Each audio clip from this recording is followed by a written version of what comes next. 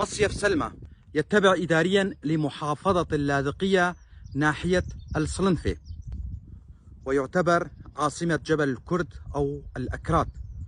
مصيف سلمى بلدة كردية عدد سكانها حوالي 10,000 نسمة، كلهم كرد، لكنهم فقدوا لغتهم الكردية منذ نهاية العهد العثماني، حيث كانت جمعية الاتحاد والترقي تحارب اللغة الكردية في جبل الكرد أو جبل الأكراد، لتأتي الحكومات السورية المتعاقبة وتكمل مشروع جمعية الاتحاد والترقي وتحارب اللغة الكردية، فتختفي اللغة بين أهلنا هناك. في الصيف يرتفع عدد سكان البلدة إلى 3 أضعاف، وذلك بسبب الاصطياف. يعمل سكانها بالزراعة والبناء، ومن معالمها السياحية فندق سلمى الكبير وفندق الزوزو، يتوسطها كورنيش المشوار، وفيها سلسلة من المطاعم، منها مطعم السيدة العذراء.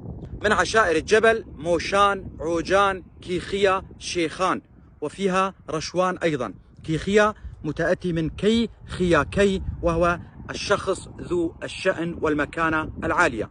وصلتني هذه المعلومات من أحد أبناء جبل الكرد أو جبل الأكراد، وأنا ألقيها بصوتي. أنا علي عبد الله كولو، محام من منطقة درباسية. أتمنى كما يتمنى كل الكرد الناطقين بالكردية أن يتعلم أهلنا في جبل الكرد أو الأكراد لغتهم الكردية، وأن يعلموها لأولادهم، وأن يسموا أولادهم بأسام كردية، فلغتنا الكردية كبقية اللغات هدية من الله، وعلينا أن نتعلمها. دمتم أهلنا في مصيف سلمى.